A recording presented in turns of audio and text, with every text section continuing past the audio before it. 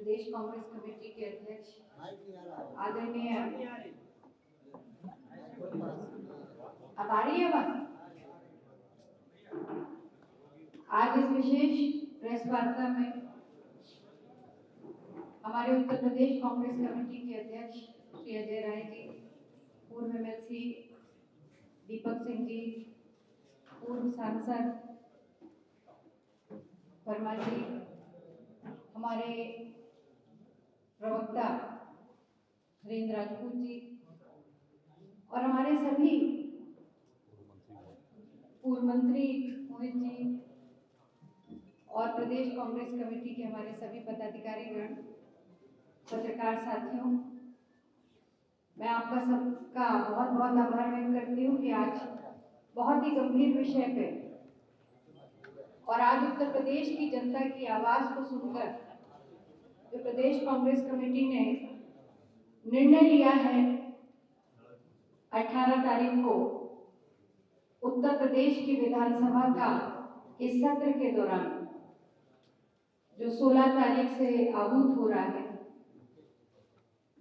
उत्तर प्रदेश की विधानसभा का घेराव करने का निर्णय लिया है। साथियों, सबसे महत्वपूर्ण चीज ये है कि आज उत्तर प्रदेश की सरकार, योगी आदित्यनाथ की सरकार हर विषय पर असफल हो चुकी है। चाहे वो किसानों के मुद्दा हो, युवाओं के बेरोजगारी का मुद्दा हो,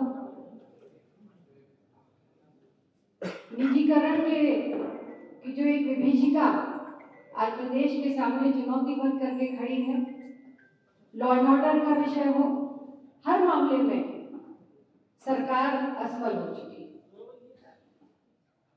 और सबसे बड़ी बात यह है, एक विधानमंडल दल के नेता के रूप में लगातार हमने प्रयास किया कि विधानसभा के अंदर सरकार का ध्यान आकृष्ट करे, इस बात पर चर्चा हो, सरकार की जवाबदेही तय हो।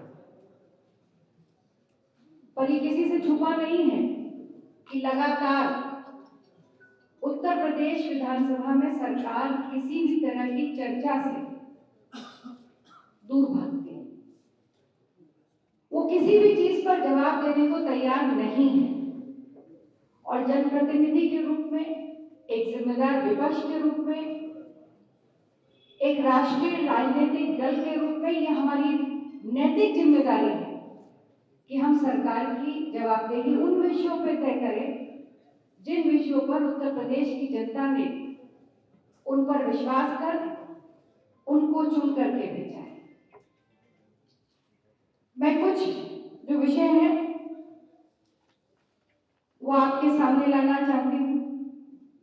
जो विषय उत्तर प्रदेश की विधानसभा में हमने तय किया है कि इन विषयों पर हम विधानसभा में सरकार की जवाबदेही तय करेंगे। जो सबसे महत्वपूर्ण आज की तारीख में विषय है वो है जो बिजली कंपनियों का निजीकरण हो रहा है। लगातार हम लोग जानते हैं, हमने देखा है, किसी भी सरकार, किसी भी प्रदेश की सरकार की ये जिम्मेदारी है कि पब्लिक सेक्टर में चाहे हेल्थ हो, विद्युत हो, ट्रांसपोर्ट हो, ये पब्लिक सेक्टर के विषय होते हैं। ये सरकार के लाभ के कारण नहीं बन सकते। पर विगत कई वर्षों में सरकार, क्योंकि उनकी प्राथमिकता जनता की सेवा नहीं है, पूंजीपतियों की कमाई है, और इसी वजह से लगातार हर क्षेत्र में निजीकरण एक विभीषिका बन करके आगे बढ़ती जा रही है। हमने देखा कि जिस तरह से ग्रेटर नोएडा और आगरा में निजीकरण किया गया विद्युत विभाग का, और वो पूरी तरह से असफल रहा। इसी तरह से लगातार पावर कॉर्पोरेशन का निजीकरण सरकार लगातार करती जा रही है और उसकी वजह से जो दर है पर यूनिट चली जाती है सरकार की कैपेसिटी, क्योंकि उन्होंने कोई नया विद्युत संयंत्र कोई भी इस सरकार ने पिछले 8.5 वर्षों में नया नहीं बनाया और ना ही कोई सरकार की योजना है उसको आगे बढ़ाने की। इसका सीधा असर जो उपभोक्ता है उनके ऊपर पड़ता जा रहा है। दूसरी जो विषय है वो उत्तर प्रदेश के किसानों से जुड़ा हुआ, वो किसान जिसे हम धरती का भगवान कहते हैं। आज जिस तरह से लगातार हम सब, चाहे वो इधर बैठे हो या सामने बैठे हो, या प्रदेश की जो 70% की आबादी है आज भी किसानी पर आधारित है। और हम सब जानते हैं कि आज खाद की कितनी बड़ी किल्लत है, कितनी बड़ी कालाबाजारी है। डीएपी के बोरी का वजन घटता जा रहा है पर दाम बढ़ता जा रहा है। और सबसे बड़ी बात यह है कि बढ़ते हुए दाम पर भी आज किसानों को खाद या डीएपी मुहैया नहीं। लगातार इस विषय को विधानसभा में हम लोगों ने उठाने का प्रयास किया, पर सरकार के हिसाब से ऑल इज गुड, कोई दिक्कत किसी किसान को कहीं नहीं है, हर सेंटर पर खाद और उपलब्ध। पर ये सच से कहीं बहुत दूर है।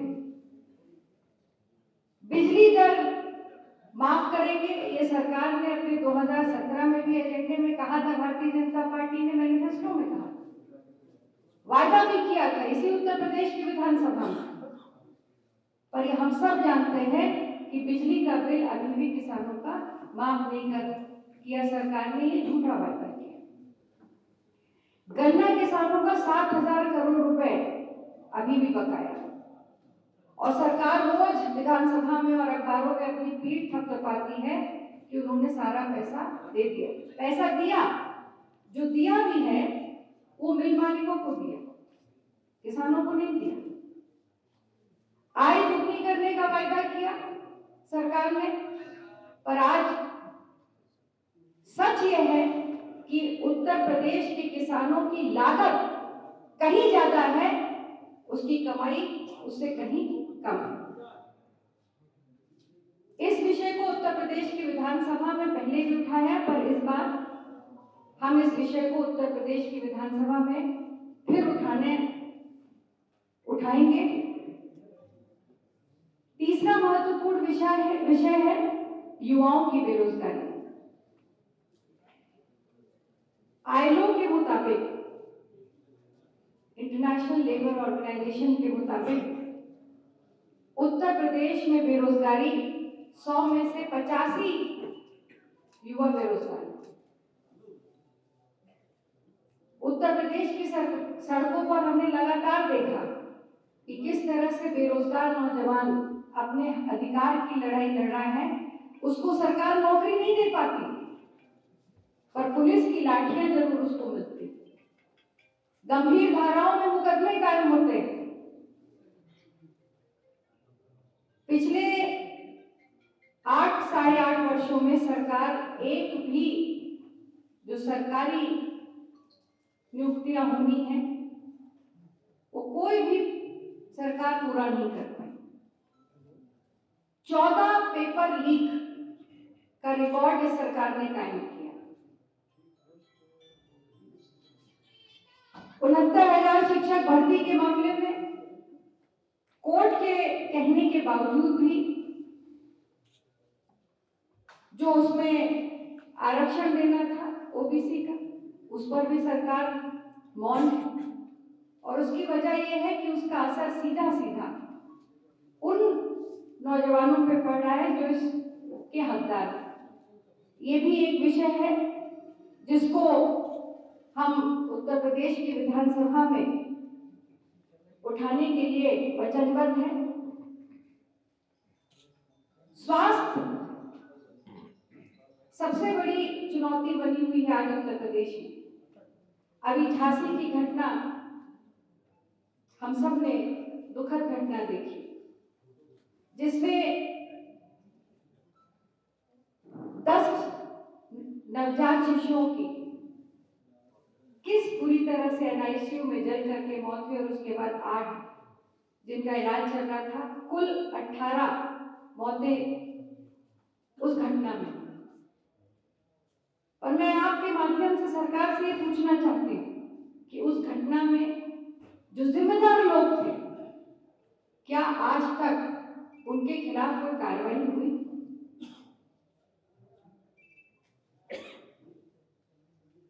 जो लोग 18 नवजात शिशुओं की मौत के जिम्मेदार थे, जिन्होंने माओ की गोद सूनी कर दी, परिवार के सहारे को, भविष्य को समाप्त कर दिया, क्या ये सरकार, क्या योगी जी का बुलडोजर उनके ऊपर चला? और नहीं चला है तो इसके लिए मैं मानती हूं कि पूरी तरह से कोई एक व्यक्ति या 2 व्यक्ति नहीं, उत्तर प्रदेश की योगी सरकार इसके लिए पूरी तरह से जिम्मेदार है और उसकी जवाबदेही उनको देनी पड़ेगी उत्तर प्रदेश की विधानसभा में। आज चाहे वो मेडिकल कॉलेजेस हो, जिला अस्पताल हो, सीएचसी पीएचसी हो, हम सब जानते हैं कि कोई भी अस्पताल में आज ना डॉक्टर्स की नियुक्ति हो पा रही है, ना पैरामेडिकल स्टाफ वहां पर उपलब्ध है। आए दिन अखबारों में और टीवी चैनलों में खबर चलती है कि वार्ड बॉय ने इंजेक्शन लगाने से, इसी बलरामपुर हॉस्पिटल में, राजधानी की बात कर रहे हैं, एक आया ने मरीज को इंजेक्शन लगाया जिसकी मौत हो गई। तो किसके सहारे आज इतनी बड़ी 25 करोड़ की आबादी वाले उत्तर प्रदेश की जान को उत्तर प्रदेश की सरकार ने, स्वास्थ्य विभाग ने किस पे छोड़ दिया, किसके रहमो करम पे छोड़ दिया? और अगर 8.5 वर्षों में सरकार इसकी समुचित व्यवस्था नहीं कर पा रही है तो इस्तीफा दे देना चाहिए सरकार। आप अगर जान बचा नहीं सकते तो आपको जान लेने का भी अधिकार नहीं है। यह भी एक बड़ा विषय है जिसको उत्तर प्रदेश की विधानसभा में हम ले जाएंगे और सरकार की जवाबदेही तय करेंगे। और जो आज उत्तर प्रदेश को सबसे ज्यादा अंधेरे की ओर ले जा रहा है वो उत्तर प्रदेश की कानून व्यवस्था, जो पूरी तरह से ध्वस्त है। उत्तर प्रदेश में लगातार जिस तरह से सांप्रदायिक दंगे हो रहे हैं और कहीं ना कहीं हम ये देख रहे हैं कि कहीं ना कहीं ये दंगे सरकार की नाकामी की वजह से हो रहे हैं। क्या इस बात से इनकार किया जा सकता है कि बहराइच की जो घटना हुई उसके बाद वहां के भारतीय जनता पार्टी के विधायक ने अपने ही पदाधिकारी पर एफआईआर दर्ज करे? क्या इस बात से इनकार किया जा सकता है? और अगर ये सच है, सरकार जांच करे, और अगर ये सच है तो जिन्होंने इस दंगे को भड़काया है या जिनके तार उनसे जुड़े हैं उनके खिलाफ क्या योगी जी का बुलडोजर चलेगा? कौन जिम्मेदार है इस बदहाली का? जिस तरह से लगातार रेप के केसेस, हत्या के मामले, डकैती, फिरौती बढ़ते चले जा रहे हैं, इसके लिए सरकार की जिम्मेदारी है और उसको जवाब देना पड़ेगा। पूरी तरह से जो इंफ्रास्ट्रक्चर का ध्वस्तीकरण, आज कहा जाता है कि सड़कें गड्ढा मुक्त हैं, पर आज आप अगर शहर की सड़कों को देख लीजिए, ग्रामीण क्षेत्र की तो बात छोड़ दीजिए, तो ये नहीं समझ में आता कि गड्ढा कहाँ है और सड़क कहाँ है। अरबों रुपए जो इस प्रदेश की जनता की टैक्स की कमाई सरकार उनसे ले रही है टैक्स के नाम पे, उसका जो दुरुपयोग हो रहा है उसके लिए अगर कोई जिम्मेदार है तो सरकार जिम्मेदार है, उसकी जवाबदेही। और इन सभी विषयों को लेकर के उत्तर प्रदेश का जो सत्र 16 दिसंबर से 20 दिसंबर तक होना है, मैं एक चीज और आपसे और कहूंगी कि मैंने भी लंबे समय से मेरा कार्यकाल उत्तर प्रदेश की विधानसभा के सम्मानित सदस्य होने का मुझे गौरव मिला, पर एक पूर्ण बहुमत की सरकार होने के बावजूद भी ये सरकार सत्र के दिन हर बार कम करती जा रही है। क्यों? इसलिए कि सरकार कोई भी जवाब देने से बच रही, अपनी नाकामी छुपाने का प्रयास कर रही। जब सरकार से हम विधानसभा के अंदर सवाल पूछते हैं तो सरकार के पास कोई जवाब नहीं होता। हम आंकड़े प्रस्तुत करते हैं, उनके मंत्री जवाब नहीं दे पाते, और जब मुख्यमंत्री जी खड़े होकर के बोलना शुरू करते हैं तो केवल वो इतना बता करके विषय की बात छोड़ दीजिए, ना बेरोजगारी पे बात करेंगे, ना कानून व्यवस्था पे बात करेंगे, पर दिग्भ्रमित कर इस प्रदेश की सरकार को एक दिशाहीन ताकि वो लेते चले जा रहे हैं। मैं आप सबसे ये कहूंगी कि मेरी तो मांग है सरकार से कि ये जो सदन अल्प समय का 4 दिन का उन्होंने रखा है, इस सदन का समय बढ़ना चाहिए ताकि विपक्ष और खासकर कांग्रेस पार्टी इस जिम्मेदारी तय करे सरकार की, और इन सारे मुद्दे जो गंभीर विषय हैं, उत्तर प्रदेश की जनता से जुड़े हुए विषय हैं, इस पर वो जवाब दे। और हम ये भी जानते हैं कि कायरतापूर्ण ये सरकार कभी भी सामने खड़े होकर के विपक्ष की आंख में आंख मिलाकर जवाब नहीं दे सकती उत्तर प्रदेश की विधानसभा में।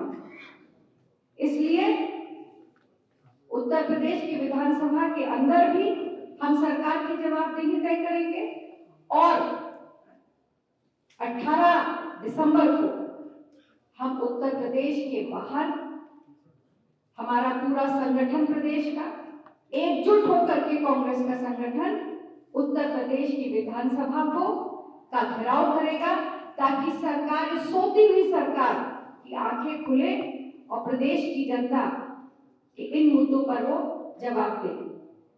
मैं माननीय इस विषय में जो 18 तारीख का ये कार्यक्रम है, मैं माननीय अध्यक्ष जी से अनुरोध करूंगी कि वो मीडिया को इस बारे में ब्रीफ करें। धन्यवाद हमारे विधानमंडल दल के नेता आराधना मिश्रा जी, जो इन्होंने इश्यू उठाए हैं पब्लिक के, जो पूरे प्रदेश के अंदर तबाही हाहाकार मची है। कहीं दंगे, कहीं फर्जी काउंटर, कहीं हत्याएं, कहीं पर स्कूल के अंदर अभी स्वेटर नहीं पहुंचे, मोजे नहीं पहुंचे। वो पूरा इसलिए कि गुजरात के ठेकेदारों को सारा काम दे दिया गया है। ये पहले जिले के स्तर के अधिकारी काम कर देते थे, जैसे मेरी जानकारी है, मैं भी 5 बार विधायक रहा हूँ, कि वो बीएसए के पास और डीआईएस के पास होती थी व्यवस्था। वो बीएसए वहीं लोकल परचेज करके लोकल ठेकेदार रखते थे, उससे वो अपना वो काम करा देते थे। अब पूरी ठेकेदारी प्रथा एक हो गई है, पूरे प्रदेश का काम एक कंपनी गुजरात की है, उनको सारा काम दे रखा है। वो कभी मोजे भेजेंगे, कभी स्वेटर नहीं भेजेंगे, तो कभी स्वेटर जिसका छोटा है उसको बड़ा भेज देंगे। कई बार मैंने इसको देखा है। तो ये पूरी एक जो एक अधिकार कर रखा है गुजरात की कंपनियों ने, सारा उसका दें। हमारे विधानमंडल की नेता मुना जी ने सारी बात रखी है। इस इशू पर हम 18 तारीख को जबरदस्त घेराव करने जा रहे हैं विधानसभा का, जो अपने आप में ऐतिहासिक होगा। मैं इतना कहना चाहूंगा, प्रदेश के कोने कोने से लोग, बलिया से लेकर गाजियाबाद तक, और इस तरफ बहराइच बॉर्डर से लेके नेपाल के, और झांसी मध्य प्रदेश के बॉर्डर तक, हर कोने के, हर जिले के, हर ब्लॉक, हर तहसील का कांग्रेस का कार्यकर्ता 18 तारीख को इनकी जनविरोधी नीतियों के खिलाफ सड़क पर उतरकर संघर्ष करेगा, लड़ेगा और हम सरकार को निश्चित रूप से अपनी बात मनवाने का प्रयास करेंगे। हमारी नेता विधानसभा के अंदर बात उठाएंगी और हमारा एक कार्यकर्ता अपने नेतृत्व प्रदेश अध्यक्ष के नेतृत्व में सड़क पर उतरकर सड़क पर लड़ेगा और जिसमें हमारे सभी लोग उपस्थित रहेंगे। हमारे 6 सचिव, हमारे महासचिव आदरणीय अविनाश पांडे जी और हमारे सभी एमपी, हमारे एमएलए, हमारे वीरेंद्र चौधरी जी और सभी जो मंच में बैठे हैं हमारे आदरणीय पूर्व सांसद रवि वर्मा जी, पूर्व मंत्री हमारे मोहन साहब, बगल में हमारे पूर्व विधायक बैठे हैं वीरेंद्र रावत जी, हमारे मीडिया के वाइस चेयरमैन हमारे मनीष जी, उधर अमुल्ला भाई, उधर सचिन जी, इस तरफ हमारे दीपक जी, सुरेंद्र जी, अनिल जी, शैला जी और सभी सम्मानित हमारे साथी सब लोग सड़क पर उतरते बढ़ेंगे और जो आज स्थिति प्रदेश के अंदर बना रखा है इन्होंने अत्याचार, अन्याय, ये कहीं पर उठने नहीं देना। पूरा प्रदेश 18 तारीख को सड़कों पर 11 बजे रहेगा। मैं निश्चित रूप से आप आए, आपको धन्यवाद देता हूँ। 18 तारीख का एक पोस्टर भी हम लोग जारी करेंगे सभी लोग।